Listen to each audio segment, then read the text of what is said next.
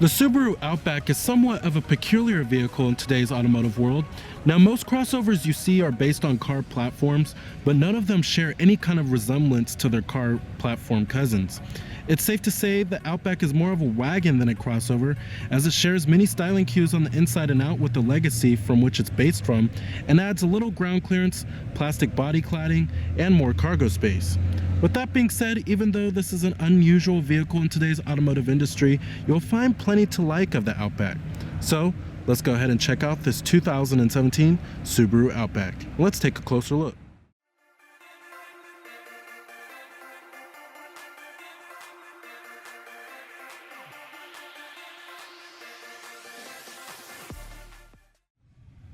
Now, even though the Outback is a wagon, it's still more rugged looking than what you will find in most crossovers nowadays, and I really love the plastic body cladding. I'm a huge fan of the styling of the Outback here, and you get some nice styling touches such as these pretty good looking 18-inch alloy wheels on our limited trim here. And there's not much that's changed for the 2017 model year for the Outback, except for there is the addition of a new touring trim, which is the top of the line trim, and it adds special interior and exterior styling details. Now here goes the key fob design for the Outback. You have your remote keyless entry, your lock, unlock. To release your tailgate, you have a power tailgate, and then your panic button.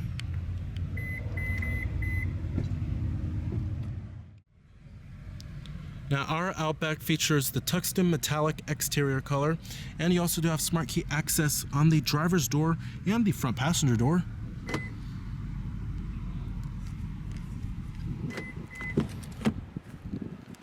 Like I said, we do have the limited trim here. Pretty loaded. You also do have a full-on beige leather interior. When you go for the touring trim, you do get a Java brown leather interior. Power driver's seat with power recline and power lumbar.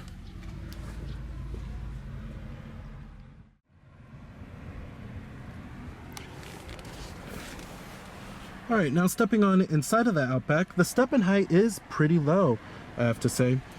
And when you step on inside of our limited trim here, it's a really nice looking interior, especially with the matte finished wood trim. And then you also do have the nice leather, of course. It's a pretty lavish looking interior. And the Outback was last fully redesigned in the 2015 model year. Now you do a push button ignition, just put your foot on the brake and hit the button to start.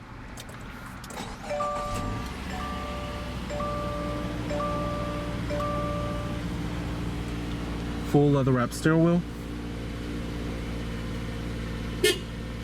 Coming to your transmission, we have a CVT automatic. You also do have manual shiftability via the paddle shifters. And you also do have an electronic parking brake right here. When you put the vehicle into reverse, this will display your rear view camera with guidance lines.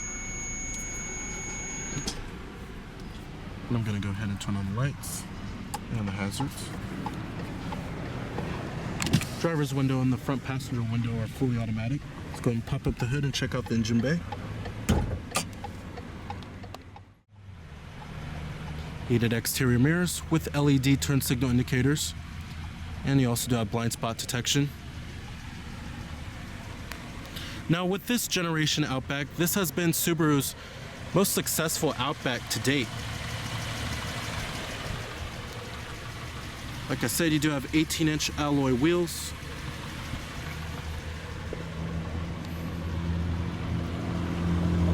Halogen projector beam headlights with LED accenting lights, and you also do have fog lights too.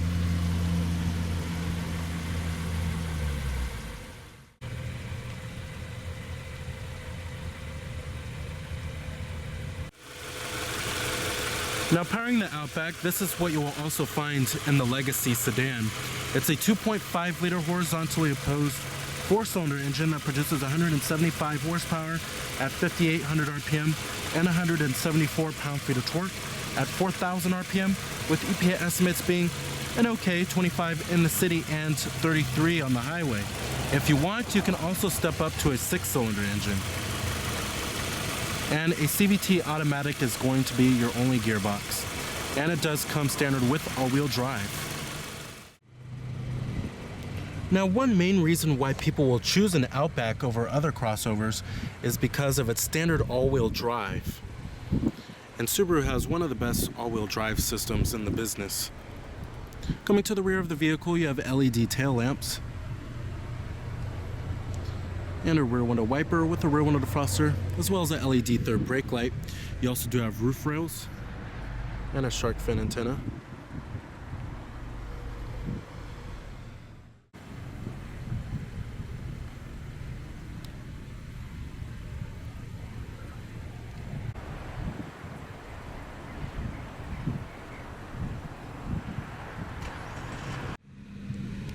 Total vehicle price for our particular Outback is $35,415.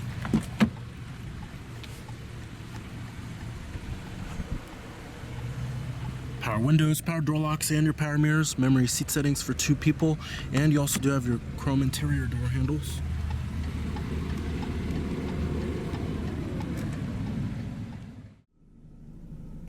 Interior quality is pretty good in the Outback, and it was much improved when they redesigned it in the 2015 model year over the last generation. You have nice soft touch materials up here on the upper door panel.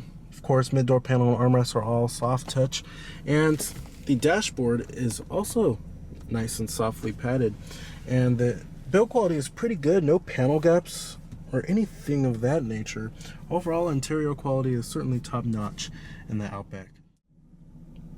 Coming to the steering wheel, I'm not a huge fan of this steering wheel design. I think it's just too cluttered with buttons. But coming over here, you do have your steering wheel mounted audio controls, Bluetooth phone controls, as well as your voice recognition. And then this controls your little information center, which I'll get to in just a minute. And then right over here, you also do have your lane keep assist, as well as your adaptive cruise control. This also has the EyeSight driver assist system. And then down here, you also do have a little storage compartment, 12-volt power outlet, USB charging port, and an auxiliary input are also located down here. And then right here you have a little cell phone holder, dual cup holders, and your center console storage is okay in the Outback. You have this little tray right here, and then you have a 12-volt power outlet. Coming up here, auto dimming rearview mirror with garage home link and an integrated compass, sunglass container, SOS Safety Connect with roadside assistance, and your sunroof with your sunroof controls. A panoramic sunroof isn't available in the Outback, however. Back lights. However, you can get a pretty large sunroof in the Forester. The seats in the Outback are very comfortable. These seats are nice and supple, very soft, and they're great for long road trips, very plush. Thigh support is also excellent. These are actually one of the best seats I've ever sat in a Subaru. Visibility is also okay in the Subaru. There's lots of glass area all around. Seeing out of the windshield is also pretty easy, and it helps with this little quarter window right here. The exterior mirrors are also quite large too. When you get to rearward visibility, not too shabby, especially for a wagon. Let's get to your climate controls. Now the climate controls have a pretty simple and functional looking layout. You do have dual zone automatic climate control. Temperatures are on the dials. Then you have your fan speeds, your different zones of course. Front window defroster, rear window defroster, and your off button. Easy as that. And then you have your digital clock, as well as your exterior temperature readout, and your 3-stage heated seats for the driver and the front passenger. Now, one of the things I love about the Outback's interior is how spacious it feels inside of here. There's lots of interior space, lots of headroom, lots of legroom, and I found a pretty comfortable driving position in the Outback.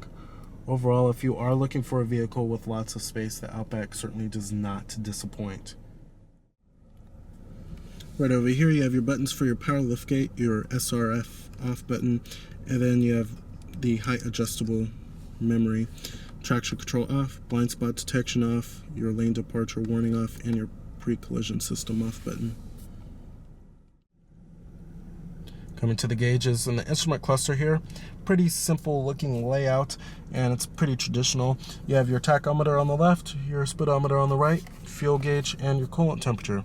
Coming in the center right there, that's your driver information center. It's controlled by these set of buttons right here, and shows you various amounts of vehicle information such as your direction of travel, a digital speedometer, and then it also gives you your elapsed time, average fuel economy for your trips, all that good stuff. Pretty basic information. It also shows you your adaptive cruise control system, and then down here it shows you what gear you're in and then your odometer.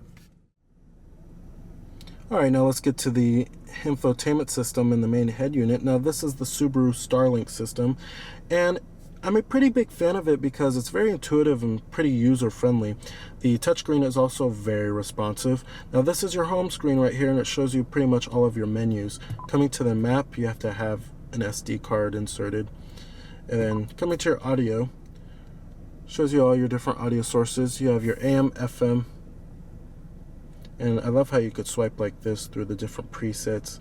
You also do have HD radio, of course, and Sirius XM satellite radio, Bluetooth streaming audio, your Pandora, and a CD player, AHA internet radio, and your USB port with iPod integration. All that good stuff. And you have your apps. You can access your apps through here, like your AHA, Pandora too. Then you have your info. Shows you sports, weather, stocks, fuel prices. Gives you a little vehicle monitor. Shows you the oil temperature. And you have your maintenance. And this is pretty much very similar to what you will find in many Toyotas, this head unit here, except for it just looks a little different in the Subaru, but the same overall basic layout is kind of the same. Over here you also do have your seek and track buttons too. Overall, love this interface, and it's very intuitive, very user friendly, and pretty simple, and that's what I like about it, and it's very responsive as well. Now the best part about driving the Outback is how quiet the highway ride is and how comfortable it is as well. Now the steering and the handling in the Outback is certainly not the vehicle's expertise, but it does handle with some confidence, and it doesn't feel numb behind the wheel. The CVT automatic transmission is also calibrated pretty well with this 2.5 liter 4-cylinder engine. Now there's not a whole lot of power with this 4-cylinder. I would certainly step up to the 6-cylinder engine if I was to get the Outback, as it's suited better for this type of vehicle, and the 4-cylinder engine can feel lackluster at times and pretty anemic. Now one of the main reasons why people will choose an Outback is because of the all-wheel drive system, and it certainly has above average off-road ability compared to some other crossovers. So overall, if you are looking for a wagon or a crossover that has above average off-road ability, also offers a smooth and comfortable ride, the Outback is a pretty decent choice. Just remember to skip the 4-cylinder engine as it is lackluster and get the 6-cylinder. Alright, and I'm going to go ahead and shut it down. Let's go ahead and check out the rest of the vehicle.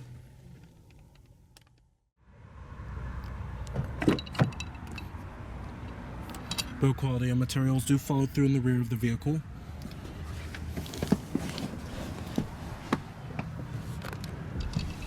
Now, as I mentioned earlier in the video, if spaciousness is important to you in a vehicle, the Outback does not disappoint. There's plenty of legroom back here and plenty of headroom. It's great for families, and you also do have dual map pockets, rear air vents, and heated rear seats, since we do have the limited trim.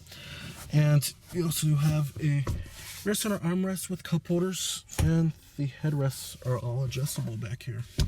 The seats themselves are also still plush, just like the front ones, and very supportive. The only complaint I have is this pretty high center tunnel. But overall, it's a very comfortable experience. All right.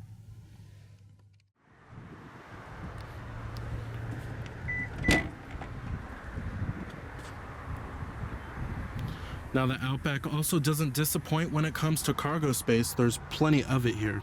And you also do have a cargo net, and the rear seats do fold down 60-40 split just by the pull of these levers. It's a very easy mechanism. And you also do have a cargo cover, of course.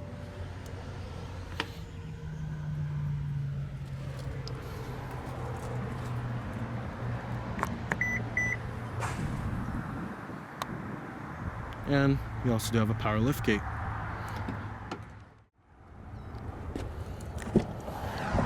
Powered passenger seat with power recline. Glove box compartment, nice and damp and lined with felt, very high quality.